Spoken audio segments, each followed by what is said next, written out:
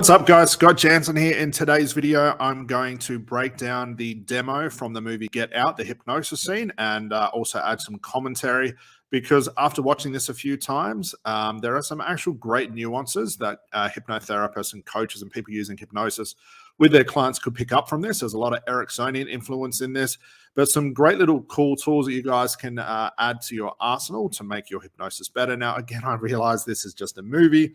A lot of it is dramatized to make it look really creepy because it is a horror movie. That's not what I'm going to talk about. I'm definitely not going to comment about, the cup of tea and the stirring, because I've looked at comments on YouTube and I can always tell a lot of people that are not hypnotherapists. They believe, this is the hypnosis thing. It's the slow melodic sound of the spoon hitting the cup and the stirring. That's what hypnosis is. That has nothing to do in real world application when it comes to hypnosis. If you don't believe me, go and try it. And if you do try it and it works, please let me know below, comment below, and be interesting to hear your story. But I digress, guys. I want to look at this from the point of view of learning therapy because there are some great nuances and some things that you can add to your clients as well. So let's go beyond just the Hollywood style of this and look at those things. Let's go. Now, if you haven't seen this movie, this is a stop smoking session. Do you realize how dangerous smoking is? Okay, and I want to point out something straight away, okay? There's no force here, okay? Because if you were to say to a client, hey, do you realize how bad smoking is? And they'd say, yeah, I'm trying to quit, whatever. And you would say what she's about to say, which is come and sit down. You can't force this upon people. If people don't want to quit or don't want to overcome their anxiety or don't want to lose weight, doesn't matter how good your therapy is, it's going to be rejected, okay? But again, part of the scene. Yeah. Come in and sit with me, please. Just for a little while, please. Thank you. Now, it could be viewed as like a little bit of compliance, okay? But having a client, come in because you've given them an instruction to, like, hey, go sit on that chair over there or come and speak to me, and they comply. That's all well and good that they can follow instructions, which is really important when it comes to therapy and hypnosis, but is not the all and end all, okay? So there's a lot of things you may read into this as, you may have missed that part, Scott, or something like that. Again, I noticed they're there, but I don't think they're applicable. Let's look at the actual therapy. Now, what I do like straight away is the way the office is set up. Okay, if you're wondering, well, where do I put my seat as a therapist? This is a good position to sort of have it, not maybe face to face. It's probably better for the camera, that is, but you want to have sort of your seats close enough to each other, but sort of just on an angle. So if your client does want to look away, you're not fully in focus, but you're halfway in focus, so to speak. Because there are a lot of therapists out there that say, well, I like to sit behind my client. I like to sit directly to the side. I like to have my clients lie down, which is always an issue because we associate laying down to sleep, and hypnosis is not sleep. And if your clients are really, really tired and they do go to sleep, that's because they're tired. It's not because of the trance that you've put them into. So I think having the seat sort of face-to-face is a good way to set up your office. Now, again, here comes the cup of tea and the spoon and stuff. Has nothing to do with this, guys. So you're comfortable enough, right? It's perfect. Thanks. Little suggestion, you're comfortable enough.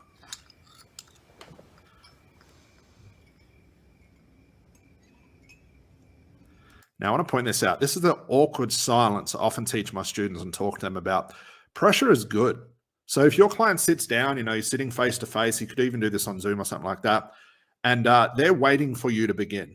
Okay, let's say this is a client who's consented to this. They actually want the therapy. Okay, she sort of forces on him because it's a movie. There's nothing wrong with having these pauses and just waiting and sort of looking at your clients with a friendly smile and slowing yourself down, because this will become a feedback loop for your client to do the same.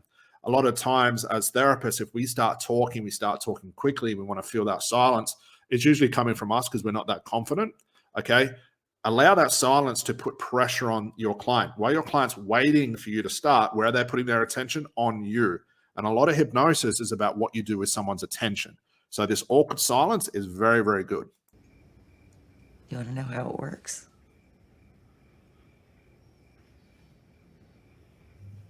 You just dangle a pocket watch in front of people's faces. Is that it? So this would be important. This would be something that I'd try and figure out on the strategy call, is if your client doesn't believe, so to speak, in what can happen and the therapy, or they have their own mindset around what therapy is, their own conclusions, they can become objections later. And it's worse off when you're trying to treat a client therapeutically, and if they don't express those objections, that'll be the wall that you hit every single time. So this is, again, the reason why we do strategy calls first, because you want to clear out those objections. And a simple pre-frame or even a reframe is fine. Here's what she does to reframe that out of him. But it's good to see they picked up on this as well. You watch a lot of TV. It's a bit of fun. Nothing too serious. Now you're feeling very sleepy. Okay. We do. Little suggestion, if you said to a client, now you're feeling sleepy, I don't believe in these suggestions because, the suggestion coming from the therapist is the suggestion you want them to have. It's a suggestion that they can hear and their own unconscious mind can say, no, that's not my suggestion. I'm not going to play along. Your client has to be really, really, really receptive to hypnosis to get away with something. You feel sleepy, you feel tired, you feel relaxed. That's more the traditional type thing. And what I do like as well, and this is jokes, having a little joke here, there's no script here. I wonder if anyone's out there actually scripting this stuff. But what's interesting as well, as we dive into this further, you'll see that the therapist, and I'll explain why afterwards, does the therapy first. And the byproduct of the therapy is the trance. A lot of traditional therapists are taught do the hypnosis first, then the therapy second. I'll talk about why you want to do the therapy first. And then the byproduct of that is real natural hypnosis. Use focal points sometimes too. But she's explaining therapy a bit. To a state of heightened suggestibility. Heightened suggestibility. That's right. That's right. Now, there's your little, well, there's been a couple before this, but that's the main Ericksonian influence with the process instruction of that's right. So Erickson would use process instructions like that's right, there you go, all the way, that type of classical Ericksonian stuff when he sees an unconscious moment. Now, an unconscious moment is the unconscious mind expressing itself. This is why this style of therapy where you're reading a script becomes really hit and miss because you're missing out on all the wonderful unconscious things your client is giving to. And, in this case, you've got a client, let's say this was a consenting session. If she noticed his eyes were blinking a little bit, or he's getting emotional, or he's, twitching, which he does, these are all categorized as unconscious moments. And it's your job to use process instruct, say, there you go. That's right. You're not talking to the client, you're talking to their unconscious moments. Thus, the unconscious moment grows, called a process instruction. There's the pressure again, just waiting. Do you smoke in front of my daughter? Now here comes the therapy. No hypnosis yet. The byproduct is the hypnosis afterwards. So asking the questions maybe no one wants to ask these people is really, really important. It's real tough questions. We teach our students this. If you've got a yearning to ask a client a very tough question, but you're a little bit afraid it might be rude, might be too honest, it might be too upfront, it might be too obtuse, ask your client this question, because sometimes that question that no one wants to ask is the question they need to ask themselves. And from that, the response is the response you need to hear as the therapist to know what breakthrough to give your client, okay, which path to take them down in towards the trance and the breakthrough. So don't ever feel bad asking a client a question, even if you think it's rude, ask it, because it's the one question they need to be asked. I'm going to quit, I promise. That's my kid. That is my kid. You understand?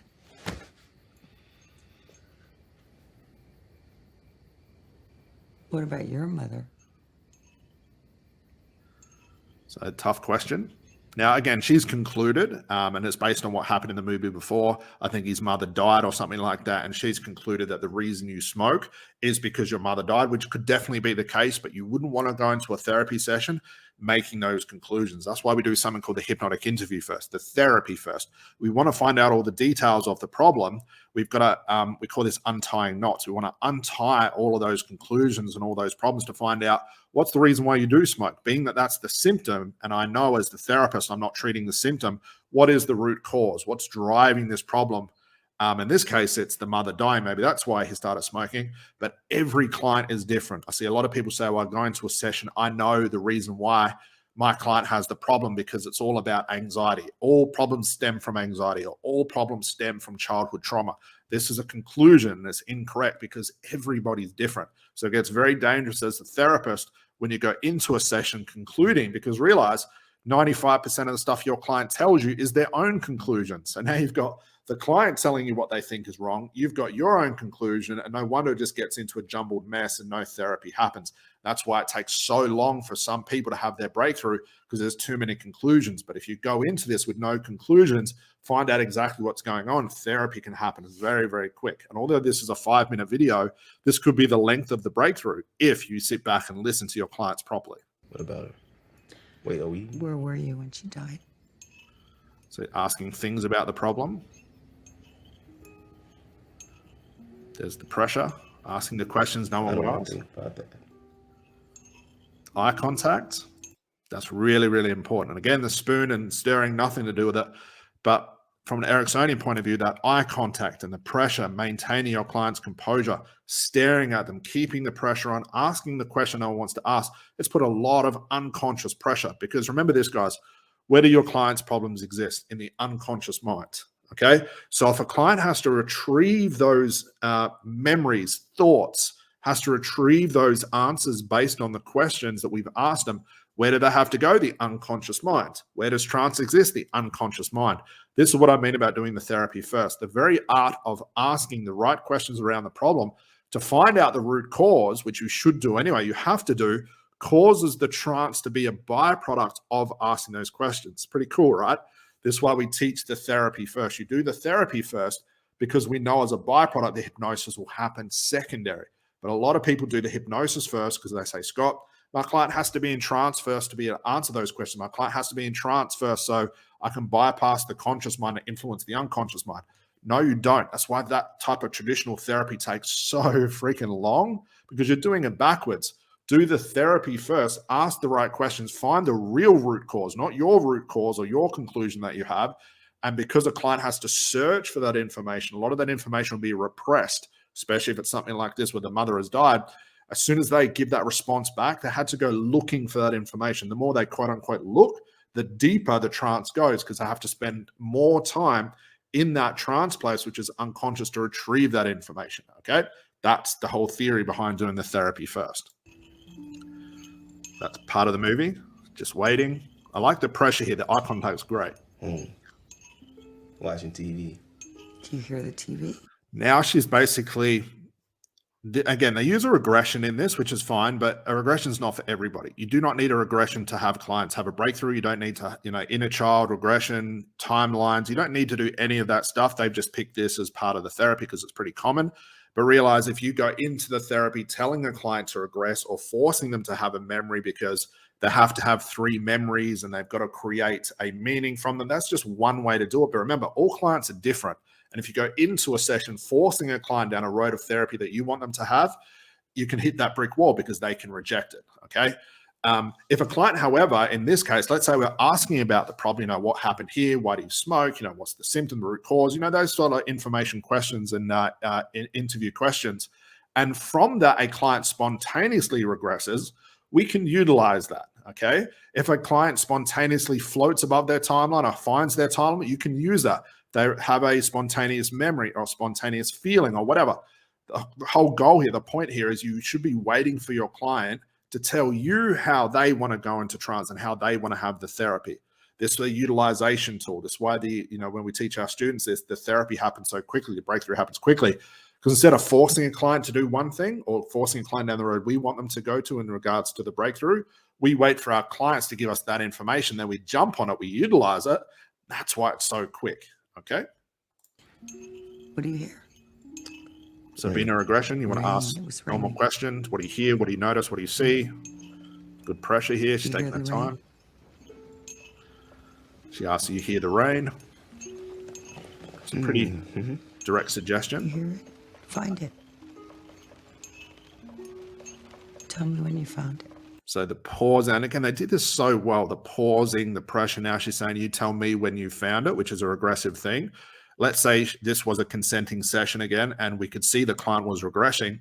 You want to use a question like, what do you see? What are you noticing now? What's that over there? And we're sort of testing, are they in the regression? Could you imagine a client's inside of a memory and you say something like, what's that over there? What are you noticing?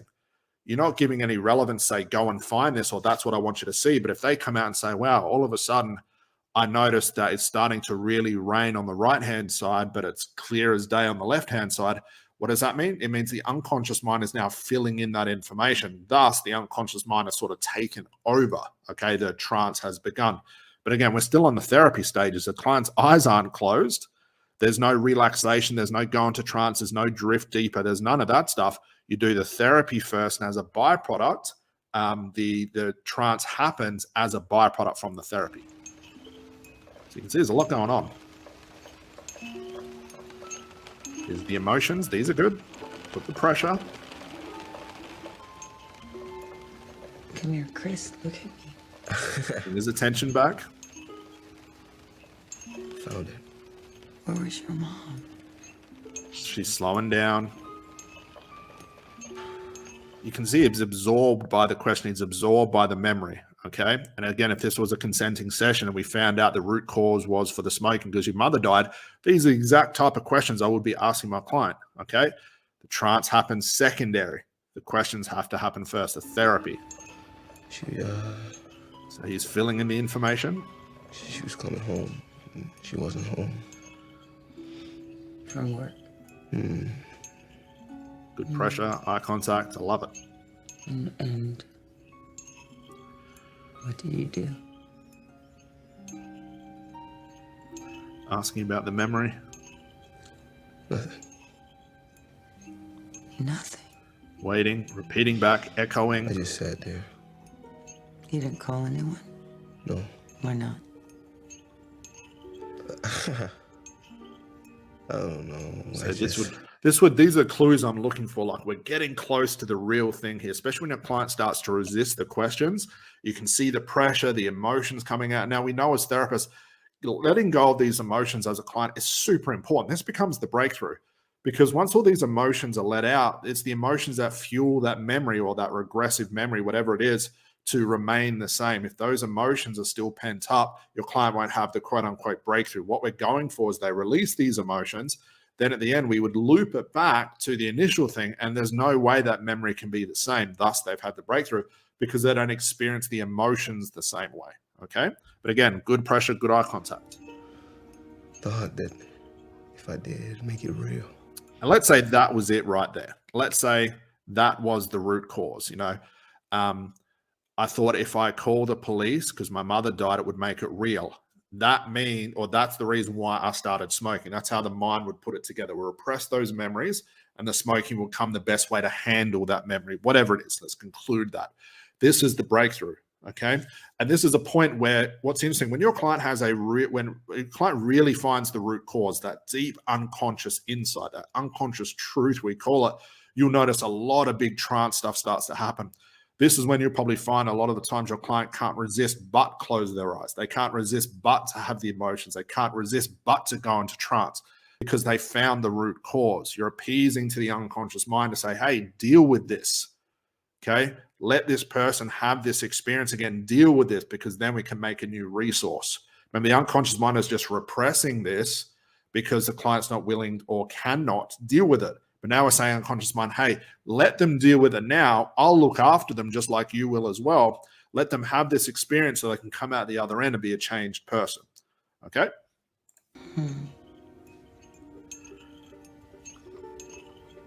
I like the pressure. Unconscious moments could be clients twitching, moving, the emotions coming out. You think it was your fault? And there's nothing wrong with a client having these emotions, guys. As long as it doesn't go to an abreaction, coach your clients through this. Okay, hypnosis doesn't have to be relaxing. Hypnosis shouldn't be forced to be relaxed. Relaxation, hypnosis, and trance and breakthrough have nothing to do with each other. This is the therapy. Therapy can be quite brutal sometimes, but sometimes the more brutal it is, obviously looking after your client, the quicker the breakthrough happens. Just got to watch those abreactions. How do you feel now? Feedback. It's a great Ericksonian question. How do you feel right now? Client might say, well, I feel really strange. My body feels really heavy. That's right. Your body feels really heavy. That's echoing that unconscious moment back. I can't move. Can't move. You can't move. Why can't I move? I like that. The echoing back is tremendous. I love these little nuances. You got a client says, I can't move. Okay, so you can't move. Yeah, I can't move my body. This is really weird. So you're sitting there and you can't move. Did you know that you couldn't move? See, I'm just feeding back. This becomes a suggestion. And this is where suggestions are the best, Because who gave me that suggestion? The client. I didn't tell a client to give me that. I didn't tell a client they couldn't move. They told me first, and I just repeated it back. That's the difference between, see a lot of people saying you have to create the embedded command. You've got to have the suggestions ready to go. You've got to write them out. You've got to prepare them before a client comes in. How could you do that? Because you have no idea what your client's going to tell you. And the context for each client is going to be different. So what I would rather do, I wait for my client to tell me something, I hijack it, I feed it back to them, and then it becomes the right suggestion they need to hear because it came from them. Thus, you don't have to prep for anything, which makes it a lot easier. You're paralyzed. Feeding it back. When you did nothing. You did nothing. Now, again, this is sort of where it turns from being good therapy into forcefully making it into a horror movie. Now, sink into the floor. Wait. Sink. Okay, so this is where it becomes sort of Hollywood. But let's take this as a real session. What would I do differently here? Well, I would be where the emotions were coming out and the client was absorbed by that memory. I'd be saying things like, you know, you're doing a good job. Everything's okay. If I noticed their eyes were starting to close because it becomes exhausting in that problem state, you know, I'd hijack that your eyes are closing. Now go into trance. But again, I'm sort of forcing the trance. But let's say I did that. This is where the actual trance stuff happened because we've untied all those knots. We've loosened it up. We've brought the memory back. Most of the emotions have come out. So when they go into trance, they're not dragging all of those things with them. If you do the hypnosis first, you've got a high chance of them dragging all those bad memories, dragging in all those emotions, dragging in what we call dirtiness into the trance. And all they experience is that dirtiness again. They come out the other side exactly the same, if not worse. So in this case, the suggestion of now sink into the floor, that's not going to work. You're not going to say to a client, now you're a non-smoker, now you're paralyzed in trance, now you can't move, now close your eyes and go deeper, 100 times deeper. That's that old traditional stuff. And there's very rarely is a client ever going to listen to that because they're your suggestions. And again, that's focusing on the trance, not the therapy. In this case, you know, let's say my client's eyes were closing. I'd say, there you go, close your eyes. And for the therapy, it might be as simple as, you know, and just think things through properly. Doing a great job. I just throw some process instructions out. I might tell a story. I might have a metaphor. I might be just completely quiet. If you want to see this stuff in action, guys, go through our entire channel. You'll see all the demos. You'll see this in action, the way we do things using these same nuances, just like this movie. But this is where it becomes sort of Hollywood, you know, give a suggestion like you're stuck to the floor or something like that. That's irrelevant. Now, again, sort of Hollywood stuff. I can't remember. I don't think there's any more to the therapy here. But you see, there's a lot going on. So let's say, for example, client did go into the formal trance because all the therapy is being done. What happens in this trance place? Well, it's a time, the best way to explain it, it's a time where the client's consciousness is completely gone because the unconscious mind has taken over because you've asked them to retrieve so much unconscious information. They thus become more unconscious. Thus, the trance has begun. The therapy could be just them floating around in this dark space. That might be the best thing for them. And as long as it doesn't turn into an ab reaction, your job right now is just to continually get feedback every now and then. Let your client sit in that silence for a while. You'll see their eyes start to flutter. You'll notice things are going on internally. They're thinking things through. And that's all to me, trance and therapy is thinking differently about the problems, like the unconscious mind making more things relevant and learning and all that sort of stuff. In ACH, Advanced Conversational Notes, we call it like the unconscious mind trying on different suits. It's trying on this jacket and this pants, doesn't like that, gets those pants and this jacket. Like the unconscious mind trying on clothes till it finds the, you know, the best style of clothes for that person. This is ultimately what's going on. So if a client says, well, I'm floating around in nothingness, say, great, do a good job. Keep yourself safe. I'm right here. That would all be my therapy is. And I let them stay in this place as long as they need to. I've had clients in this place for a minute, all the way up to a couple of hours of just in complete silence. And the breakthrough they had with that from that was better than they could have ever imagined. This is where a lot of therapists would screw this part up and they'd start talking too much, telling a client, go do this, go do that, go do this, go try this. You have to learn from this. Go and do. When you start telling a client what to do, you're now basically saying to them, I know more than you. And it's a high chance where their unconscious mind says, okay, big shot, you know it all. I'm not going to help you. You tell that client what to do, and I'm going to go do something else. Once a client's in trance, once a client's in this place and they have this unconscious thinking going on, there's nothing more you need to do.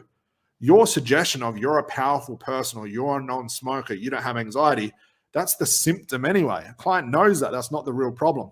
So if you're over talking, you'll disturb this real natural unconscious process going on. 9 times out of 10, I like to just sit in silence, make sure my client's safe. They'll come out when they need to. They'll pop out of this when they need to, and they'll bring along all those resources. They'll find the suit that suits them, and they'll bring that out with them. And then we test it, loop it back, and all that sort of stuff. But again, I think that's the end of the therapy here.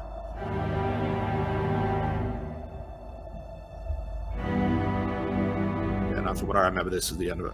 Yes, so no more therapy, okay? But my whole point here, guys, is there's a lot of cool nuances. Definitely, for a quick recap, the eye contact is fantastic. Slowing down is fantastic. Asking the right questions is absolutely brilliant. Not doing the trance first. There's no scripts. There's no close your eyes and relax and do all that sort of stuff. Realize this. Your client does not have to be relaxed. Your client does not have to go into trance first. They do not have to be suggestible. When a client creates the problem, did they have to go into trance? No. Did your client have to float above their timeline, hug their inner child, regress, or anything like that? No. It's a circumstance that the unconscious mind creates a resource to keep them safe or to deal with the circumstance, something like that. Happens unconsciously anyway. So when people say, well, don't my clients have to go into trance, don't have to relax them first? No, because they didn't have to go there in order to create the problem. Thus, to destroy the problem, they don't have to go to those places. That's why doing the therapy first is so freaking powerful, because the byproduct is the natural trance. And a natural trance brings with it the right depth, the right setting, the right context, the right resources, the right everything. But when you try and create a foreign trance like relax, go deeper, you're drifting, float, and all that sort of stuff, you're now telling the client how to go into relaxation. Relaxation and therapy have nothing to do with each other, okay? Your client does not have to be relaxed in order to do therapy. Your client doesn't have to be able to be susceptible to trance by doing suggestibility tests in order to have a breakthrough. As long as your client knows they have a problem and you ask them to search for unconscious information where the problem is, the trance can exist, the trance can grow, they are suggestible to trance because they had to go there in order to create the problem first, okay? So guys, hope you enjoyed that, you got something out of it. If you've got any comments below, please leave them. Let me know if this was helpful, but there are a lot of Ericksonian influences in this, so I suggest go watch that scene again. You'll see a lot of it. Try it with your clients, guys. If you want to try the whole teacup and spoon, give that a go. Let me know below if that worked for you, but hopefully that gave you more of an insight into being an actual therapist and what you can take from this and the Ericksonian influence that is obviously there. All right, guys, so that's it for now. I'll see you in the next video. Bye for now.